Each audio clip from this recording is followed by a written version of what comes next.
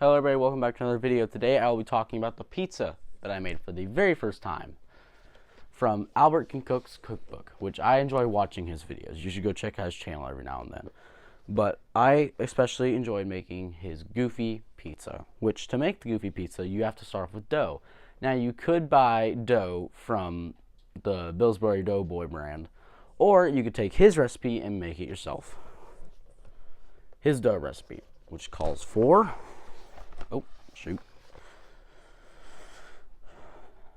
active dry yeast, granulated sugar, all-purpose flour, cornmeal, sea salt, citric acid, olive oil, and more oiling for a bowl.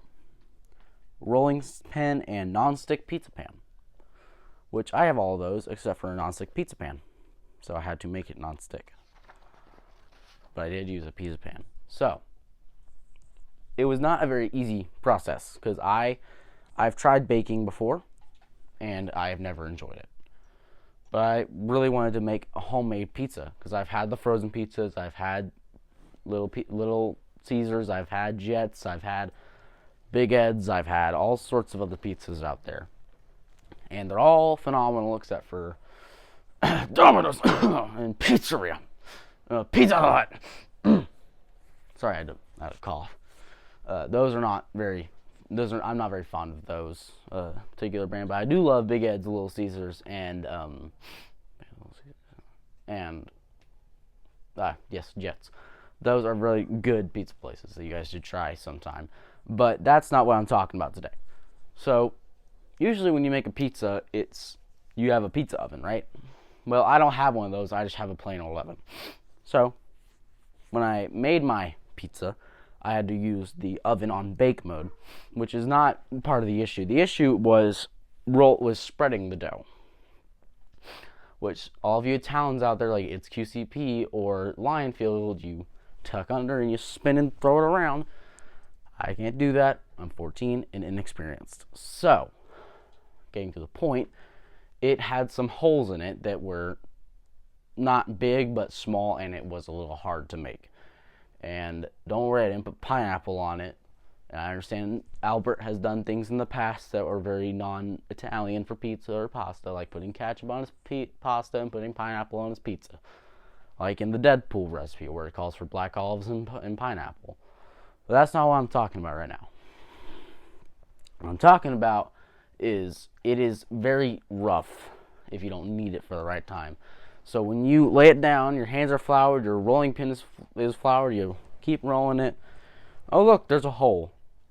Fill it up, roll. Oh look, the hole's back. The holes do not go away unless you try and redo it, which I did 3 times. I had to turn it back into a ball, which that just made more of an issue. But it still turned out fine in the end. But I didn't completely listen to the recipe because it said to take the dough, cut it in half, which I took 2 pieces, flatten one out, flatten the other, put them together. Or just turn them into, basically, you're making them into one whole thing of dough. Don't know why you're cutting them in half, Albert. But, anyways, going back to the point, I didn't do that. I just made 2, pieces of dough. Which this pizza was huge, by the way. I'll put an image in a video at the end of me making it and just the picture of the pizza. I don't have a video of me getting it out of the oven or putting the toppings on it, or me cutting it or showing how much cheese was pulling. I'm surprised I didn't get a world record for how much cheese was pulled off. But it says you take the dough, take a mound of mozzarella, put it in the middle, you roll it all together. So now you have this little ball of dough with cheese in the middle. You flatten it and you spread it out like you're spreading out dough. And after you do that, you obviously are going to put your toppings on, which to where you get this from what he showed. Well, he's more experienced than me. So, did I do it correctly?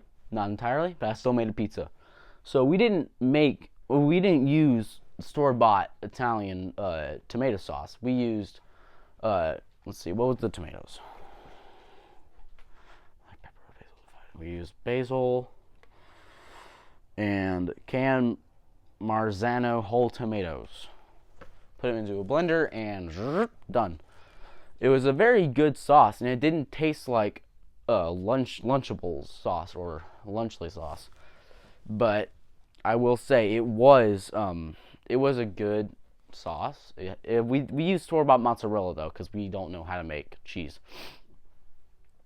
So it was a really good process and a really good pizza because it was, I don't know.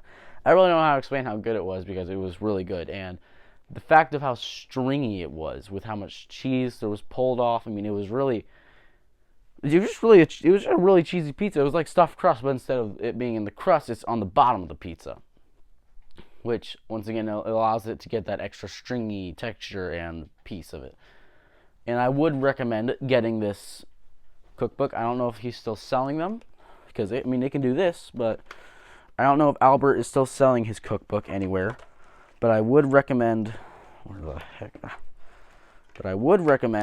buying it if you can, because this is a really good cookbook. Because I've made a few things out of this. I made a nice cheese dip, which is like bacon, jalapenos, cheddar, pepper jack. I liked the recipe. And there was another one. It was the poke nachos, which is these little wonton strips that you fry, and then there's Japanese mayo, a kimchi sauce, tuna, and avocado if you want it.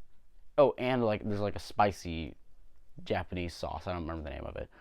Yeah, it's a really good cookbook. It's got really good recipes. I would recommend it, and I'm going to switch to the videos and the clips. Press it in. Take a piece, fold it over, press it like that. It says, lightly coat the same bowl with olive oil and place the dough into it, turning it to coat all sides. Cover the bowl with a kitchen towel and allow the dough to rise at room temperature for 60 minutes. So I don't really need to put it in the oven.